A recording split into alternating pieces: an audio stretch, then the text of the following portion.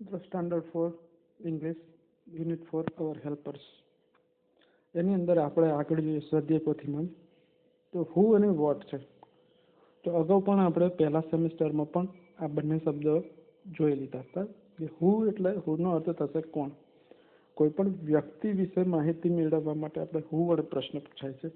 એટલે કે હુનો ઉપયોગ ક્યારે થાય તો કોઈક વ્યક્તિ હોય ને, કોઈક માણસ હોય તો માણસનું નામ પૂછવું હોય તો હુનો ઉપયોગ થાય. બરાબર, નામ પૂછવા માટે હુનો ઉપયોગ થાય. અને વોટ, તો વોટ એટલે કે શું. હા, તો વ્યક્તિના વ્યવસાય વિશે જાણવા માટે આપણે વોટ વડે પ્રશ્ન પૂછાય. વ્યવસાય એટલે કે ધંધો. બરાબર, તો હુ ક્યારે વપરાય કોઈનું નામ પૂછવું હોય તો. અને વોટ તો એ શું કરે છે, એનો વ્યવસાય કયો છે, એના માટે આપણે વોટનો ઉપયોગ થાય. બરાબર, તો અહીંયા જો ઉદાહરણ છે કે હુ ઇઝ હી, તે કોણ છે, તો હી ઇઝ કિશોરભાઈ. હા, બીજો પ્રશ્ન છે કે વોટ ઇઝ કિશોરભાઈ, કિશોરભાઈ શું છે, તો કિશોરભાઈ શું છે, ખેડૂત છે. બરાબર, એટલે કિશોરભાઈ ઇઝ અ ફાર્મર. બરાબર, તો આને જ લગતી આપણે એક્સરસાઇઝ એક જોઈએ. તો અહીંયા જુઓ કે ચિત્ર જુઓ, બોક્સમાં આપેલ શબ્દોનો ઉપયોગ કરીને પ્રશ્નોના ઉત્તર લખો. તો અહીંયા બોક્સની અંદર આપણે બધા વ્યવસાયકારોના નામ આપેલા છે. બરાબર, હવે જુઓ અહીંયા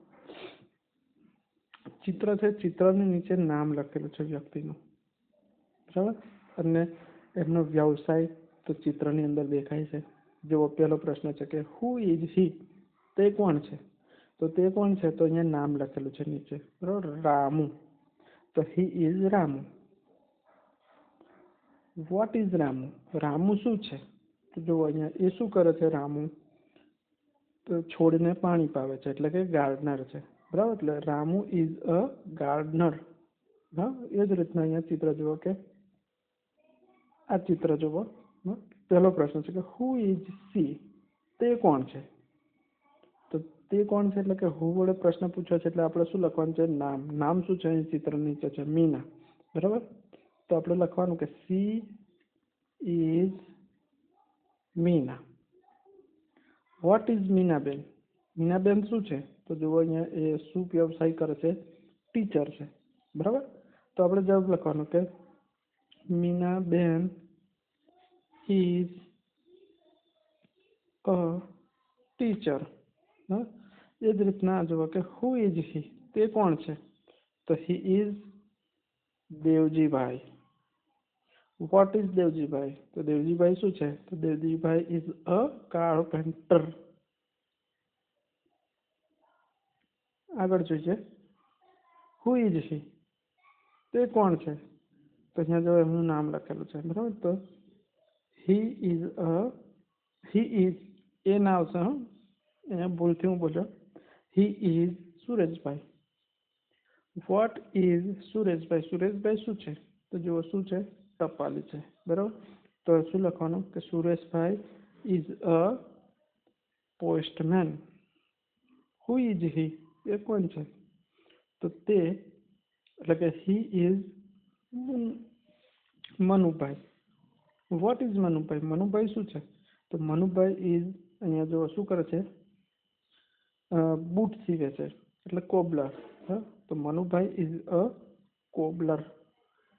હુ ઇઝ હી, તે કોણ છે, તો હી ઇઝ અ હીરાભાઈ, અરે sorry Haribhai. What is Haribhai, Haribhai શું છે, તો હરિભાઈ શું છે, પોલીસમેન. એટલે કે હરિભાઈ ઇઝ અ પોલીસમેન.